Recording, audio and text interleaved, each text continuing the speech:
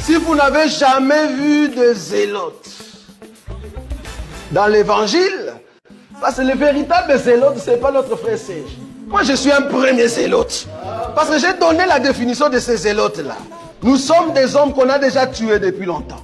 Un cadavre qui marche. Seigneur, on est dans la joie d'être dans ta présence.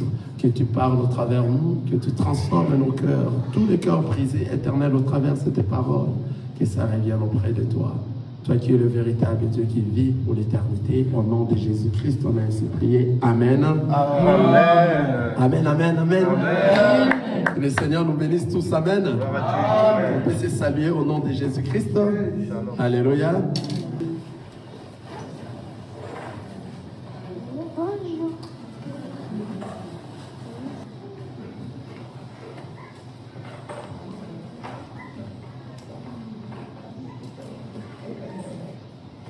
Alléluia.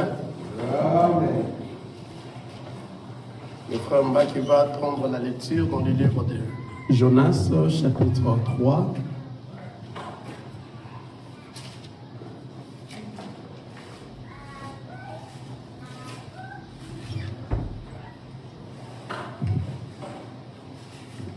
Amen. Nous sommes dans la joie. Amen. Amen. Acclamons le Seigneur. Alléluia. Amen.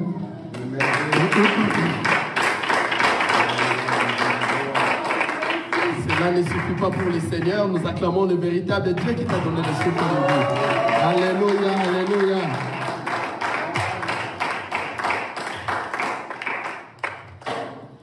Jonas chapitre 3. Notre frère Mbaki va nous aider à la lecture. Suivez la lecture très bien. Oui, nous lisons la parole de Dieu dans Jonas chapitre 3.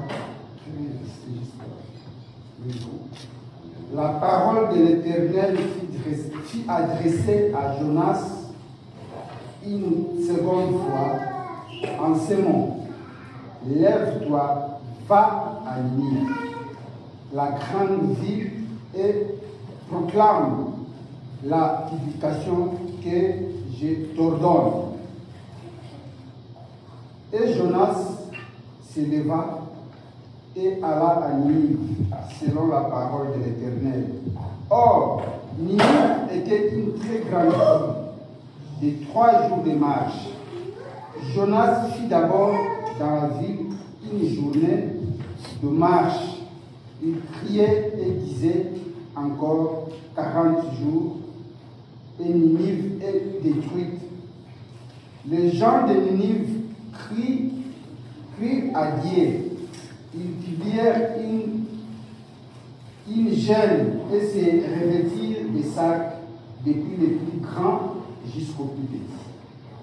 La chose parvint au roi de Ninive. Il se leva de son trône ou son manteau, ôta plutôt son manteau, se couvrit d'un sac et s'assit sur la cendre. Et il fit faire dans Ninive une publication par ordre du roi et de ce grand, que les hommes et les bêtes et le bœuf et les brebis se goûtent des reins, ne puissent point et ne boivent point d'eau. Que les hommes et les bêtes soient couverts des sacs, qu'ils crient à Dieu avec force et qu'ils revêtent ils revêtent tout de leur mauvaise voie et des actes de violence dont leurs mains sont coupables. Qui sait si Dieu ne reviendra pas et ne repentit pas, et il ne renoncera pas à son ardente colère et et en sorte que nous ne périssions point. Dieu vit qu'ils agissaient ainsi et qu'ils revenaient de leur mauvaise voie. Alors Dieu s'est repenti du mal qu'ils avaient résolu de leur faire et il ne les fit pas. Amen. Je lis rapidement le livre de Genèse, chapitre 8.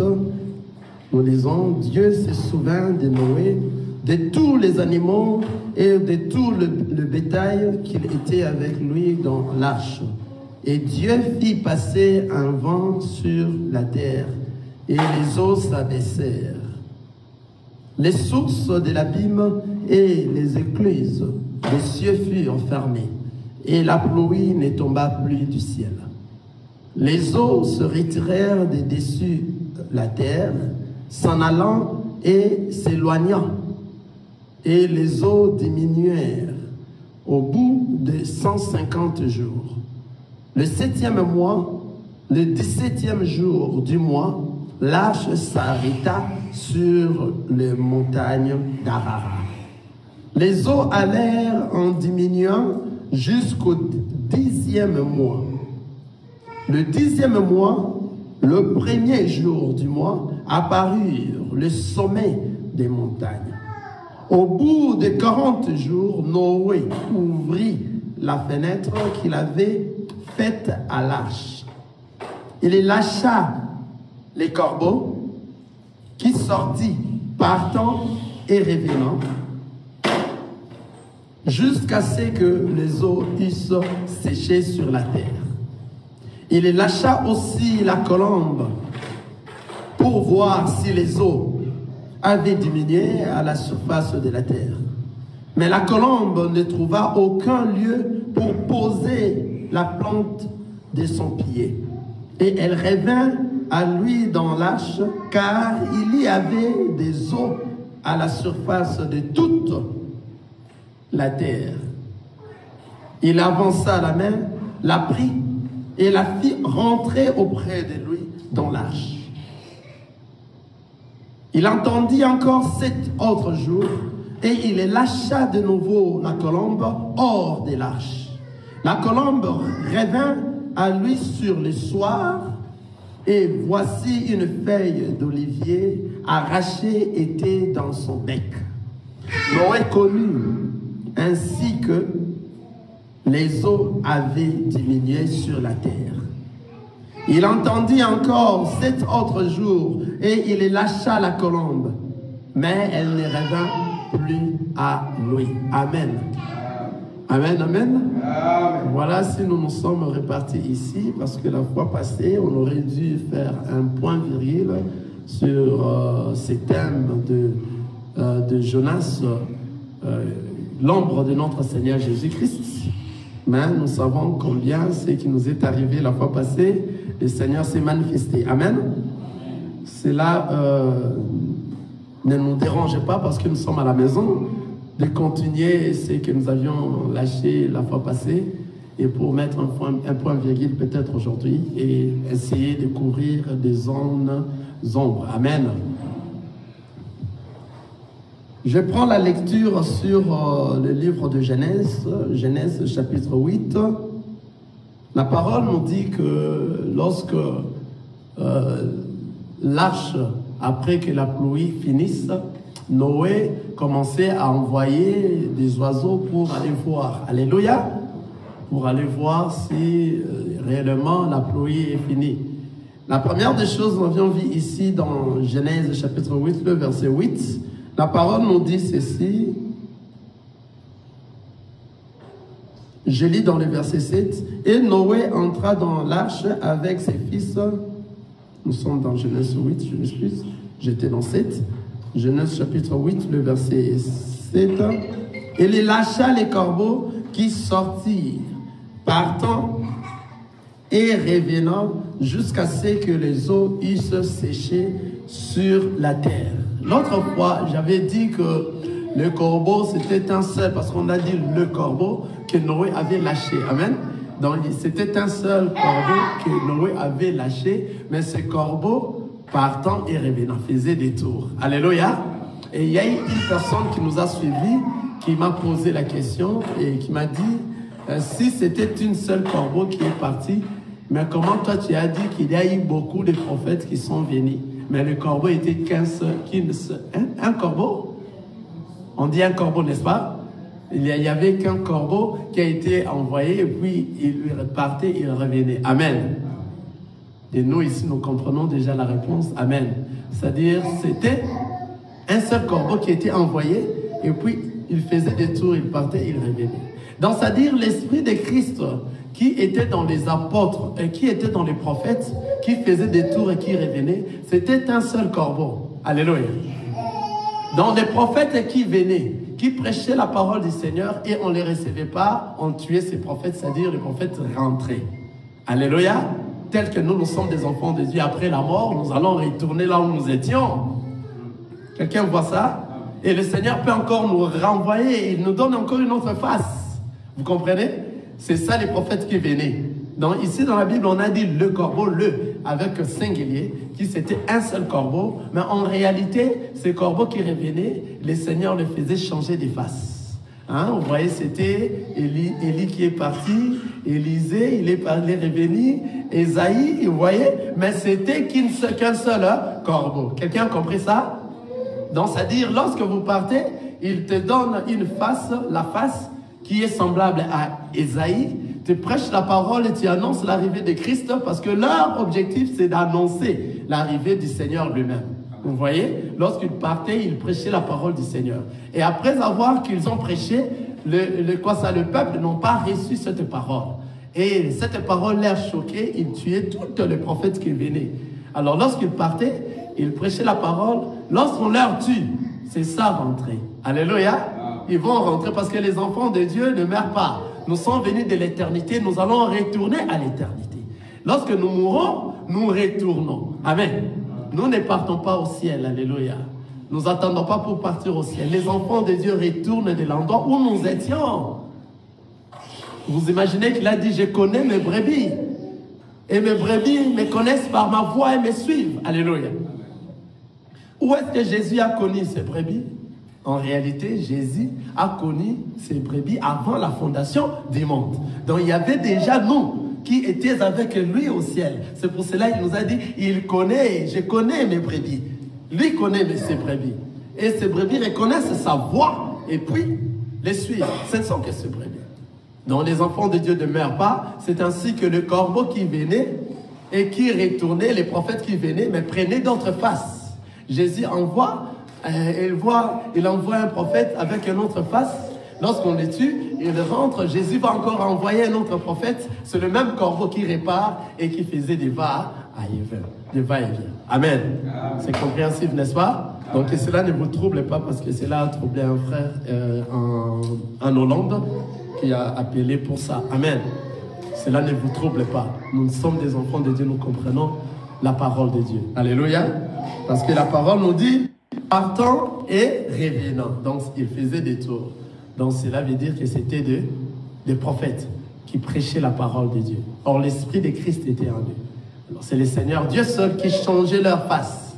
Aujourd'hui il envoie et puis demain il envoie un autre. C'est la même personne qui venait parce qu'il venait faire une seule mission. Amen. Voilà. Nous descendons et nous avions dit que en fait aujourd'hui ça sera beaucoup plus de rappels parce que la fois passée nous étions vraiment entrés à profondeur et bam, on n'a pas pu finir jusqu'à la fin. Amen. Et une petite exhortation va passer à la fin. Amen.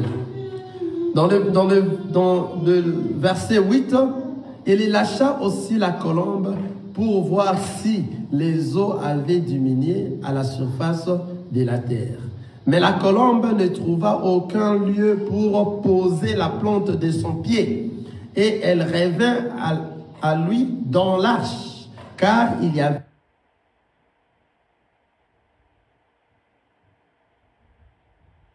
avança la main, la prit et la fit rentrer auprès de lui dans l'arche. Ici encore. Alléluia.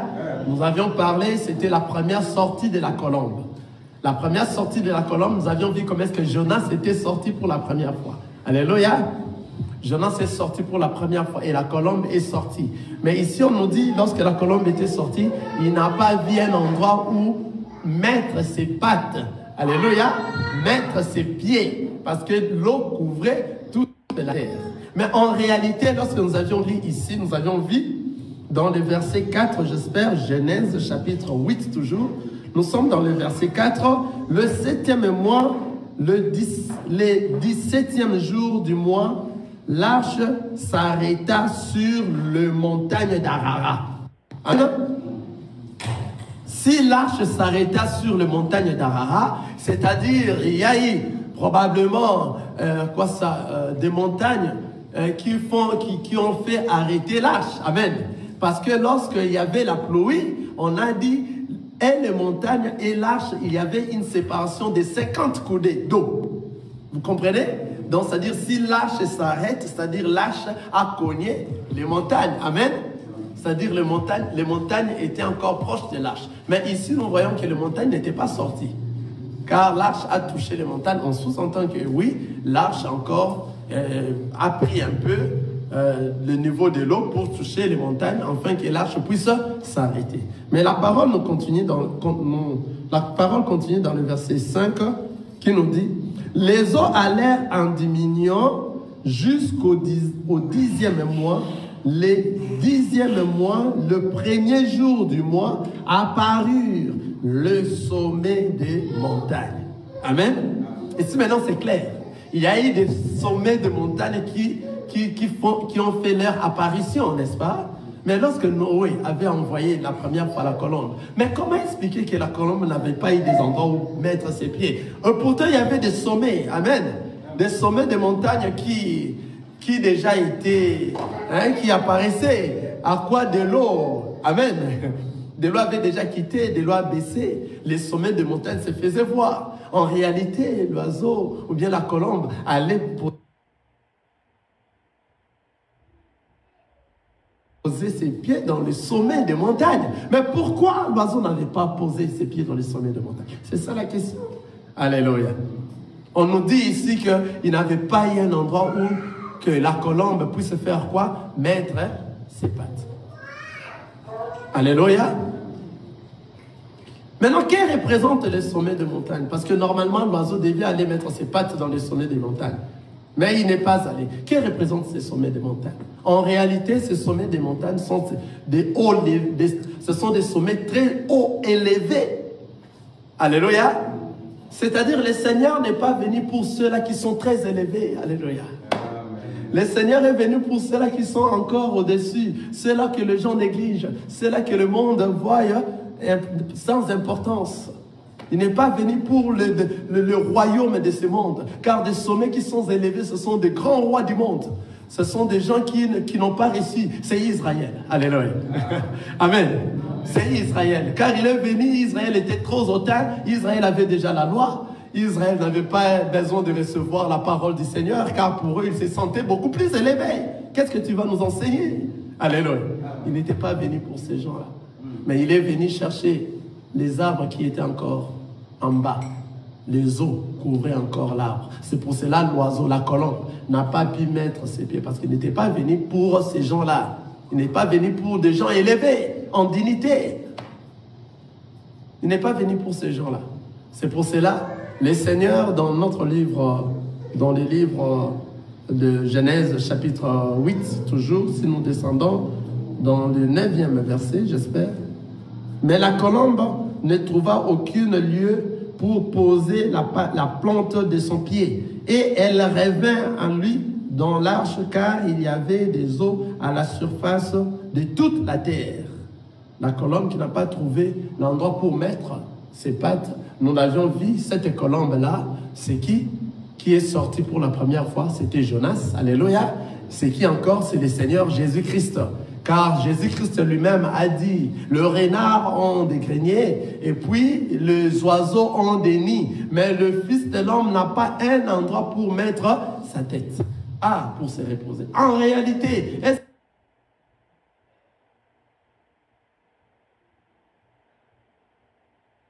il avait un endroit pour mettre la tête, n'est-ce pas? Mais comment il a dit cela? Donc il a dit cela en révélation et spirituellement pour montrer que Israël ne va pas recevoir le Christ. Alléluia. Car Israël, c'est un sommet très élevé. Il n'y a pas moyen qu'il puisse se poser ses pattes. Car il n'était pas venu pour ces gens-là qui sont plus élevés en dignité. Alléluia. Ils sont plus élevés. Ils ont déjà la parole. Ils ont la loi. Ils sont plus... Il est venu pour rechercher l'arbre. Donc, c'est-à-dire l'objectif des sorties de notre Seigneur Jésus, c'était pour venir chercher l'arbre. Alléluia. Prochainement, nous allons encore revenir pour parler de l'arbre. Alléluia. C'est ainsi que dans le verset 10, nous allons voir. N'oubliez pas, nous sommes en train de parler de Jonas. Dans le verset 10, nous sommes en train de voir, la parole nous dit, il entendit encore 7 autres jours et il lâcha de nouveau la colombe hors des lâches. C'est là où nous sommes dans Jonas, la seconde sortie de Jonas. Il lâcha de nouveau. Il lâcha de nouveau la colombe hors des lâches. La colombe revint en lui sur le soir. Retenez bien ceci.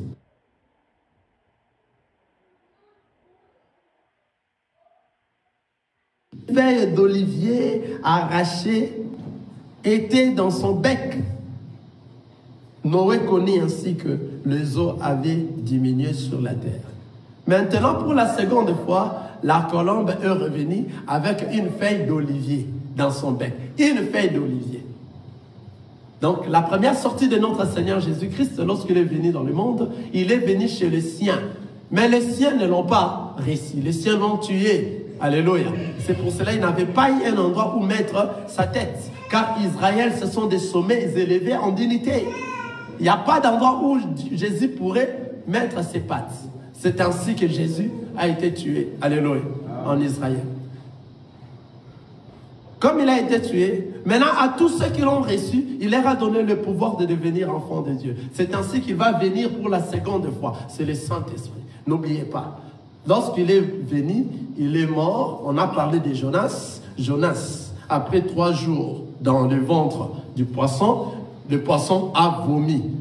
Jonas, ou sur la terre. La terre représente Israël. C'est la résurrection de notre Seigneur Jésus-Christ après avoir été tué sur la croix. On voit cela après 3 jours. Il est ressuscité. Il est vivant. Jésus a encore marché avec les apôtres 40 jours avant de monter au ciel.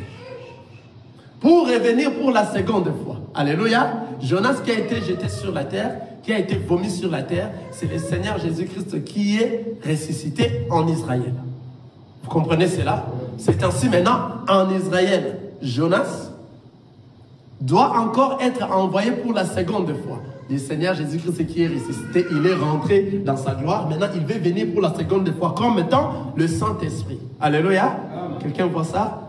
C'est Jonas qui sera envoyé pour la seconde fois. Où maintenant? À l'église. Qu'est-ce qui constitue l'église? L'église a commencé le jour de la Pentecôte. Le jour où le Saint-Esprit est descendu aux apôtres. C'est-à-dire les apôtres et nous formons les corps à tous ceux qui l'ont reçu. Car Israël n'avait pas reçu le Christ. Maintenant, à tous ceux qui l'ont reçu, il leur a donné le pouvoir de devenir enfants de Dieu. Lesquels ne sont ni de la chair, ni de la volonté des hommes, donc de Dieu. C'est pour cela, nous, on n'est pas, nous comme ça, physiquement, des gagneurs d'âme. Tu ne peux pas gagner une autre âme. C'est le Seigneur Jésus qui gagne l'âme. Toi, tu vas apporter la parole. Tu vas lui dire par rapport au Seigneur Jésus. Et le Seigneur Jésus qui l'a connu à l'éternité, que cette âme-là était à l'éternité, c'est ainsi que cette âme va recevoir la parole. Alléluia. Et lorsqu'il va t'écouter, il va écouter un son différent de ce qu'il a écouté. C'est ainsi qu'il va s'approcher. Et il va suivre. Et cette âme-là aura sûrement beaucoup de questions parce qu'il doit être lavé. C'est comme un porc qui était dans l'eau. Lorsque tu le fais sortir dans la boue, si tu le fais sortir dans la boue, tu dois le laver.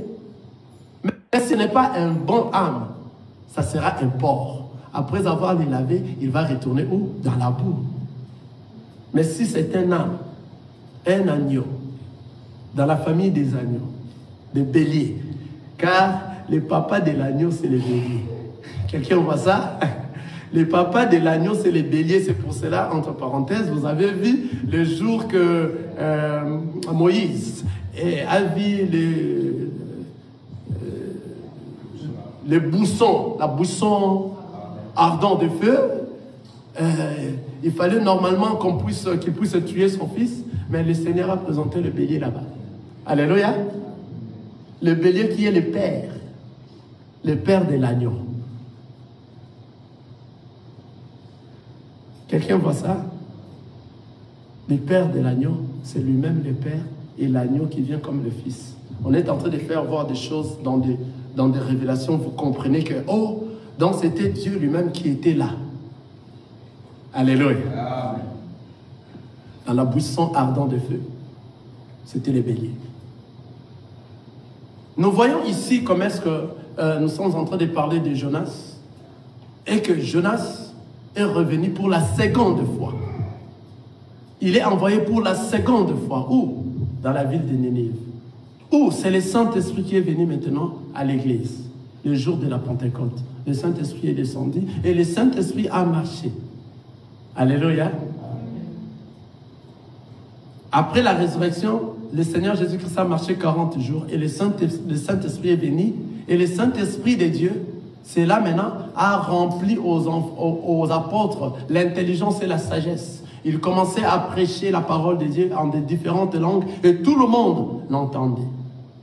Et c'était l'esprit de discernement du bien et du mal. Et cet esprit, depuis qu'il est venu, à tous ceux qui l'ont reçu, le Seigneur leur a donné le pouvoir de devenir enfants de Dieu. C'est-à-dire le Saint-Esprit doit entrer dans toi et c'est ce Saint-Esprit qui va te diriger durant toute ta vie jusqu'au jour de l'enlèvement. Donc toi, une fois que tu deviens un véritable enfant de Dieu, c'est-à-dire c'est le Saint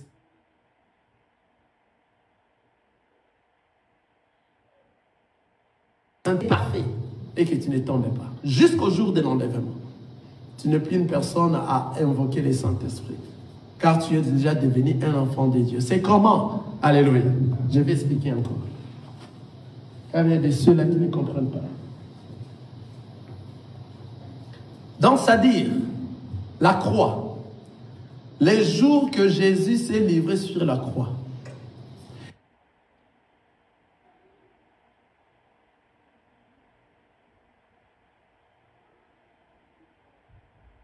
Il a donné et versé son sang afin que quiconque qui la reçoit et croit en son nom ne périsse point, mais qu'il ait la vie éternelle.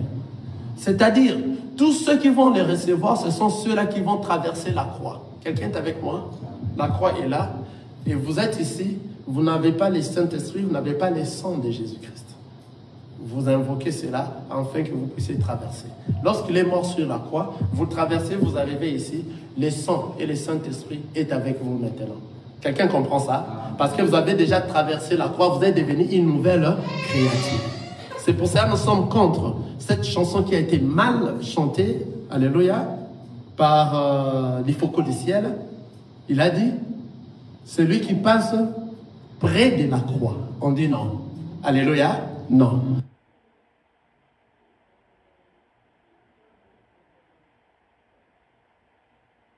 Si tu passes près de la croix, tu vas rester incrédule.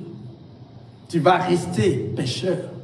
Nous passons par la croix. Et lorsque nous passons par la croix, nous sommes dans une autre rive. Dans une autre rive, nous sommes revêtus du Saint-Esprit et le sang de notre Seigneur Jésus-Christ est dans nous. Nous ne sommes plus des gens à qui nous devons invoquer le sang, car nous sommes dans une autre rive. On n'est plus dans la rive que nous venons pour traverser la croix. Quelqu'un voit ça? On est devenu une nouvelle créature en Jésus-Christ. Maintenant, le Saint-Esprit qui nous dirige maintenant, ce n'est plus une personne. On ne peut pas passer. Une fois que tu passes près de la croix, tu vas rester la même personne, mon frère. Nous passons par la croix. Par la croix. Et nous entrons dans la croix. Lorsque nous sortons de l'autre côté, on est devenu de nouvelles créatures. Les choses anciennes sont restées avant de traverser la croix. Quelqu'un voit ça? Et une fois que tu es devenu une nouvelle créature, tu as maintenant le Christ dans toi. C'est lui qui va diriger ta vie. C'est lui qui va te conduire. C'est très difficile que tu tombes parce que le Christ est dans toi. C'est lui qui dirige ta vie. Tu peux rencontrer des vents et marées, mais parce que lui dirige ta vie, il t'a donné l'intelligence de discerner ce qui est bon, agréable et parfait.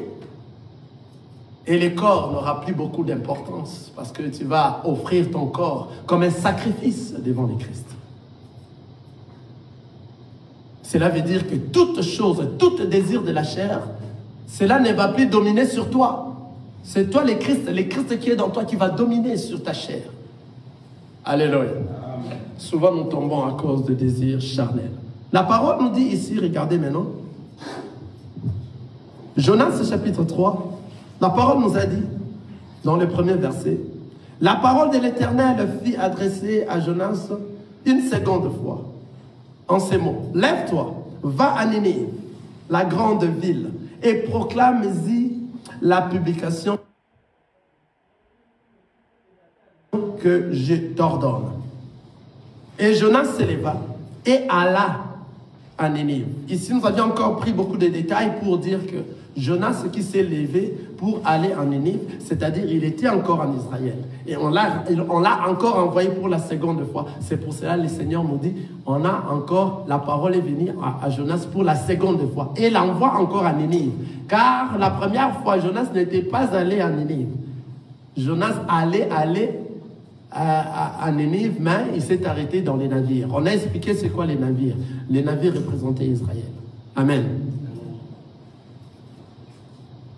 C'est ainsi qu'on l'a tué là-bas, dans les navires. Mais pour la seconde fois, on l'a dit de se lever et puis d'aller maintenant à Ninive. Lève-toi, va à Ninive, la grande ville, et proclame-y la publication que je t'ordonne. Et Jonas se leva et alla à Ninive, selon la parole de l'Éternel. Or, Ninive était une très grande ville, de 3 jours de marche. Ninive était une très grande ville de 3 jours de marche. Regarde. Jonas fit d'abord dans la ville une journée de marche et criait et disait encore 40 et criait et disait encore 40 jours et Ninive est détruite. Les 40 jours que le Seigneur avait marché avec les apôtres, après la résurrection, on est revenu encore ici avec Jonas. Il fallait que ce soit 40 jours. Après les 40 jours, il fallait qu'il reçoive le Saint-Esprit. Ninive va faire quoi? Sera détruite. Vous comprenez? Ninive maintenant, c'est les enfants de Dieu. Alléluia. C'est toi et moi, les païens, à qui la grâce n'a pas été ordonnée avant. Car la grâce était venue auprès des Israël, le peuple d'Israël. Nous, à qui les nations, on ne comptait pas de nous. Mais en réalité, le Seigneur est venu pour nous. Et lorsqu'il est arrivé, on dit à Ninive, 40 jours. Et dans la ville de Ninive, on nous a dit ici, pour annoncer ce que le Seigneur a dit à Jonas, il devait faire combien? 3 jours. Alléluia. Il devait faire 3 jours, mais Jonas a fait qu'une journée et la nouvelle est répandue dans tout le pays de Ninive. Dans toute la ville de Ninive. Alléluia. Cela veut dire quoi? C'est-à-dire, le peuple d'Israël avait la loi. Ils avaient la loi, ils avaient les psaumes et ils avaient les prophètes. Ils avaient la loi, les psaumes, les prophètes. Mais cela ne les a pas sauvés. Ils n'ont pas pu comprendre ce que les prophètes étaient en train d'annoncer dans la loi. Alléluia. 3 choses. Il fallait 3 fois pour qu'ils comprennent. Mais ils n'ont pas compris. Mais les enfants de Dieu, lorsqu'on leur parle de notre Seigneur Jésus-Christ, à tous ceux qui l'ont connu, alléluia, je connais mes brebis et mes brebis me reconnaissent par ma voix et me suivent. Tout enfant de Dieu, celui qui est venu du ciel, lorsqu'il reçoit réellement la vraie parole du Seigneur et il écoute cela, il va écouter un son distinct de ce qu'il a écouté avant. Alléluia. Il va reconnaître réellement, c'est ça la vraie parole. Alléluia. Il ne va pas prendre assez de temps. Alléluia. Il va reconnaître que c'est ça la vraie parole. Tant bien qu'il est dans un endroit où il est dans l'égarement. Mais lorsque la parole du Seigneur, la vraie parole, viendra dans ses oreilles, il va se dire, c'est la parole que j'entendais depuis longtemps. Et c'est ainsi qu'il aura beaucoup de questions. Parce qu'il est venu dans la boue. Il doit sortir de la boue. Lorsqu'il sort de la boue, il a encore des boues en lui. Il faut maintenant laver ses boues. C'est ça, ces questions qu'il en aura. Il aura beaucoup de questions. Mais comment on nous a parlé ainsi? Mais vous parlez comme ça. Mais vous utilisez la même Bible. Comment ceci? Comment? Voilà. Parce qu'il a écouté. Car tous les peuples de Dieu, on les prêche qu'un jour. Dans une journée, il fallait que Jonas puisse prêcher 3 jours pour atteindre toute la ville de Ninive. Parce qu'on dit, Ninive, c'est une grande ville de marche de 3 jours. Mais Jonas a prêché qu'une seule journée et Ninive se sont repentis. Quelqu'un voit ça? L'information, ou bien la prédication de Jonas est allée partout dans la ville.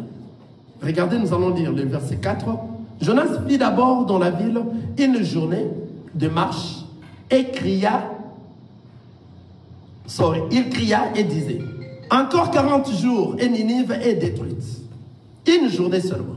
Les gens de Ninive crurent à Dieu, ils publièrent un jeûne et se revêtirent des sacs, depuis le plus grand jusqu'au plus petit.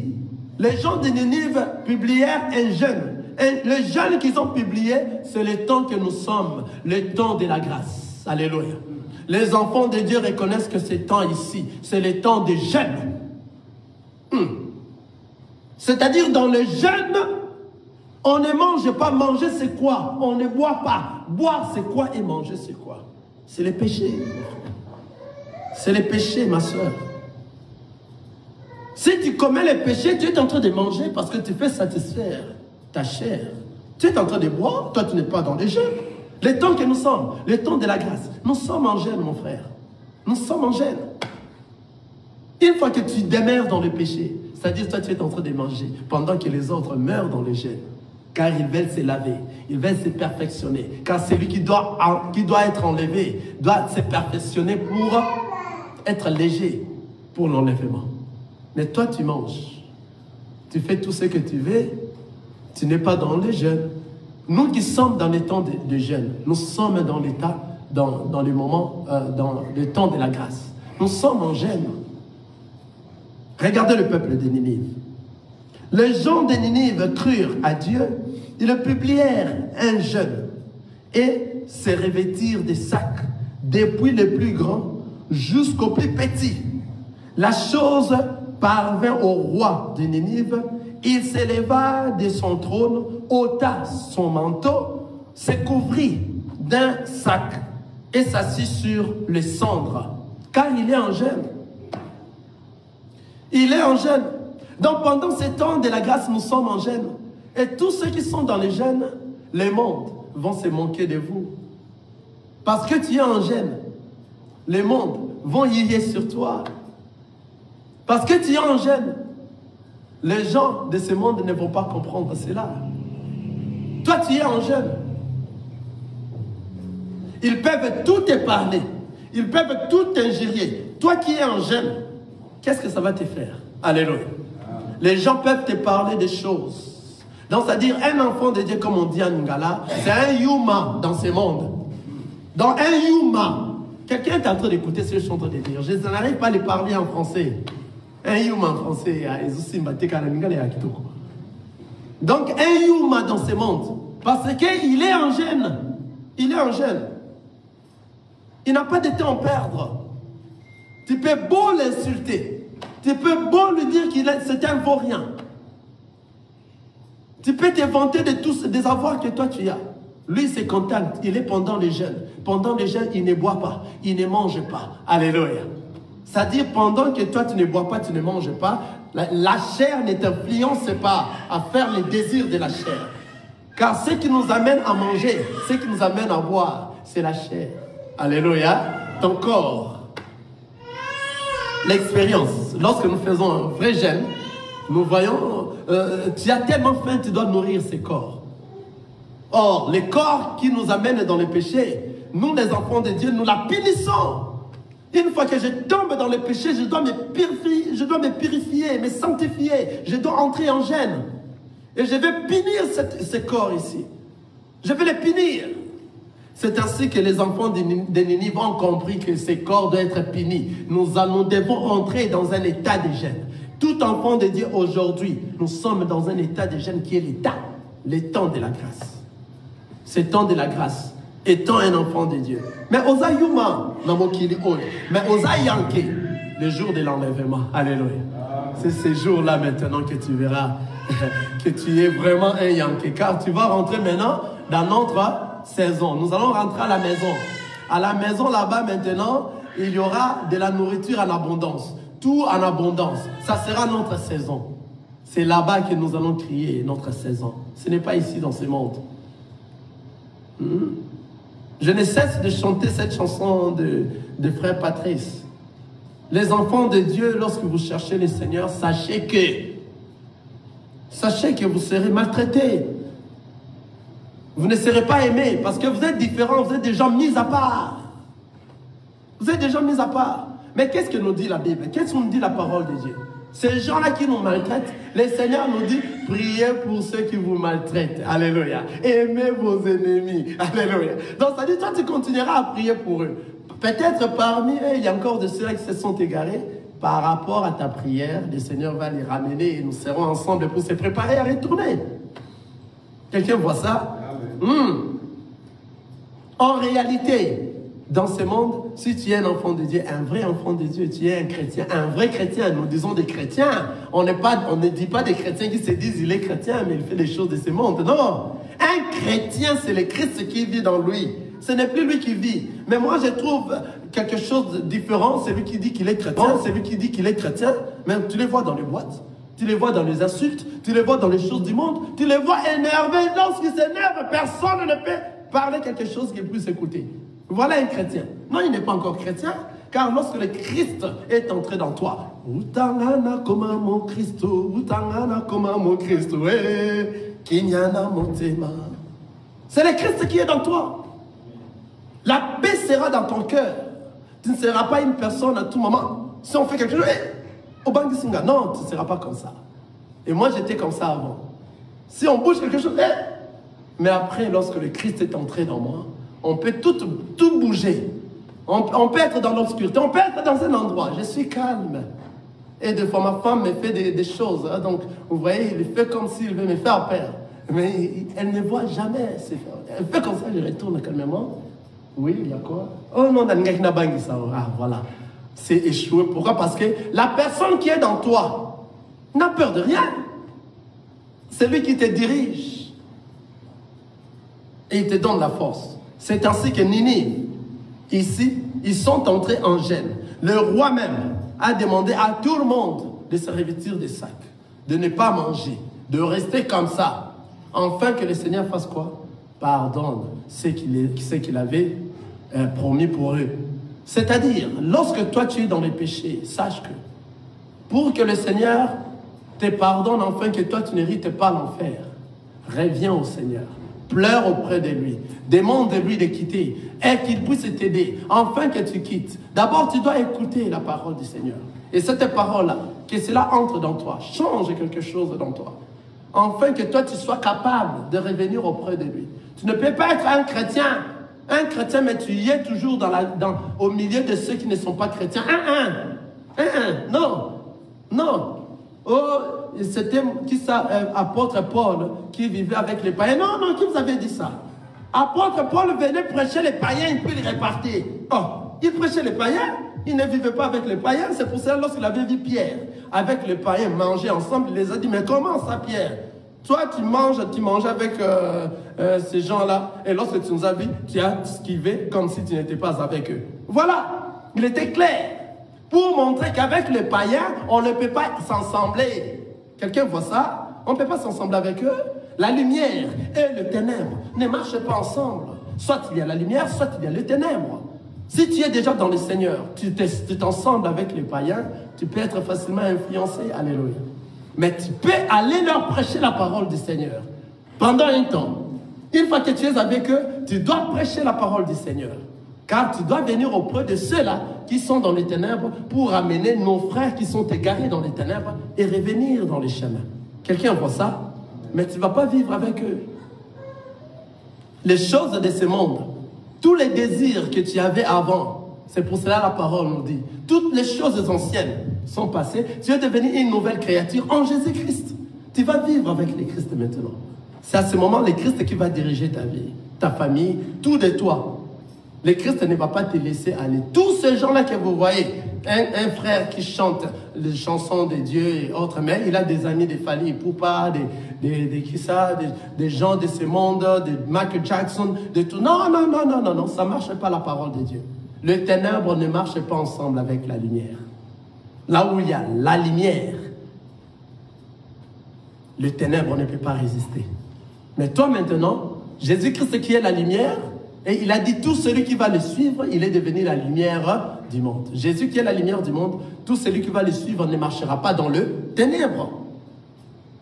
Tu vas éclairer. Tu verras que tous tes amis, à qui toi tu étais avec eux, vont te fuir. Car la première des choses, c'est ça, la séparation. Le Seigneur va commencer à te séparer avec tous ceux-là qui sont encore dans le monde. Parce que toi, tu es devenu une personne mise à part. C'est ainsi que la parole nous dit ici. Après avoir que le peuple de Ninive sont entrés en jeûne, ils ont prié, ils ont demandé à Dieu des prières de supplication, que le Seigneur ait pitié d'eux, que le Seigneur puisse leur pardonner. C'est pourquoi ici dans le verset 10, la parole de Dieu dit, Dieu vit qu'ils agissaient ainsi et qu'ils revenaient de leur mauvaise voie. Alors Dieu s'est repenti du mal qu'il avait résolu de leur faire. Et il ne les fit pas. Oui, notre Dieu est comme ça. Il peut entrer en colère contre toi, mais si toi tu reviens auprès de lui, il est lent la colère. Il va se repentir. Alléluia. Il va se repentir de ce qu'il a promis de faire. C'est ainsi que le Seigneur s'est repenti pour le peuple de Ninive. Qui sont les peuples de Ninive? C'est toi et moi, mon bien-aimé. C'est toi et moi aujourd'hui. Car c'est nous qui sommes l'Église. C'est nous à qui le Seigneur doit revenir pour la seconde fois. L'Église. L'Église. L'Église. C'est ça l'Église qui s'est rassemblée ce jour-là dans la chambre haute. C'est ça l'Église. Le Seigneur devait revenir pour l'Église. Pour toi qui es le corps. Comment il doit te trouver? Comment tu dois être? Comment ta vie? Réellement, toi, tu es une partie de l'Église. Réellement, toi, tu es une partie du corps. Si toi, réellement, tu es une partie du corps, comment tu demeures encore dans les choses du monde? Comment tu fais encore les choses du monde jusqu'à présent? Comment jusqu'à présent, toi, tu n'es pas dans les temps de la grâce? Comment tu n'es pas encore dans les jeûnes? Car le jeûne, c'est les temps de la grâce. Dans les temps de la grâce, on ne mange pas. On ne boit pas, on s'est vêtu des sacs. Les gens vont nous insulter. Les gens nous verront comme si nous ne sommes pas importants. Notre beauté va diminuer, car nous sommes dans un état de jeûne. Un état de jeûne. Tu ne seras pas comme tous les autres. Alléluia. Tu ne vas pas manger. Ne pas manger, ce n'est pas tomber dans le péché. Ne pas boire, ce n'est pas demeurer dans le péché, mon bien-aimé. C'est ce qu'on est en train de faire ici. Ninive est en train de faire. Ils n'ont pas mangé. Donc, ils ne mangeaient pas, ils ne buvaient pas. Ils étaient dans un état de jeûne. Or, l'état de jeûne, c'est le temps de la grâce. Après ce temps ici, nous serons enlevés. C'est là où nous irons manger. C'est là où nous aurons le bonheur en abondance, qui ne se terminera jamais. Le bonheur éternel. C'est là où nous allons splendir. Donc, c'est-à-dire, nous allons briller devant le Seigneur. Lorsqu'on te regarde comme ça, mais on te dit, quelle beauté. Alléluia. Ici, dans ce monde, à quoi bon tu te cherches de beauté? Alléluia. Toi qui es dans le jeûne, commence à te mettre debout là où tu es dans le jeûne, mets-toi debout. Tu vas demander à Dieu qu'il te fortifie pendant ces temps de jeûne. Quelqu'un me comprend maintenant lorsque je dis jeûne. Pendant ces temps de jeûne, que le Seigneur te fortifie. Tu te mets debout, nous allons prier. Que le Seigneur te donne la force, afin que toi tu demeures en jeûne, jusqu'au jour où le Seigneur dira, je me repentis de ce que j'ai dit à Ninive.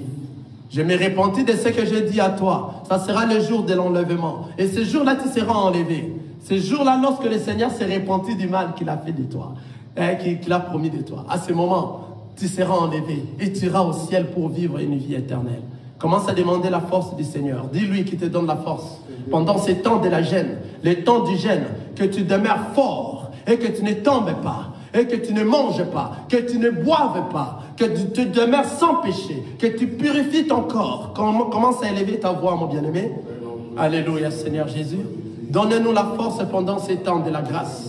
Et que le monde ne nous influence pas. Que nous demeurons forts pendant ces temps de la gêne, les temps du gêne. Et que lorsque tu viendras, que tu retrouves une église bien construite, une église forte, afin que nous soyons auprès de toi. Donne la force à chacun de nous. Donne la force à chacun de nous. Tous les enfants de Dieu de partout dans le monde. Éternel notre Dieu, fortifie tes enfants, afin que dans ces temps ici, que nous puissions être fortifiés et que nous puissions te voir bientôt dans les airs. Donne-nous la force que nous ne puissions point manger, que nous ne buvons pas, Seigneur Jésus, que nous demeurons forts pendant ces temps du jeûne, et que le jeûne éternel notre Dieu, et que nous puissions être forts. La force, c'est dans la prière. La force, c'est d'écouter ta parole. La force, c'est d'écouter tes enseignements. La force, c'est demeurer dans la prière. Afin que nous ne tombons pas. Afin que tous les tracasseries du monde, que cela ne nous atteigne pas. Que tu fortifies chacun de nous. Que tu nous transformes. Et que le jour que tu viendras, que nous soyons prêts à toi. Bien éternel, propre à ta présence. Pur à ta présence. Bien purifié pour hériter ta gloire. Merci Seigneur Jésus. Merci le roi des rois. Au nom de Jésus-Christ, on a ainsi prié. Amen. Amen. Que le Seigneur bénisse.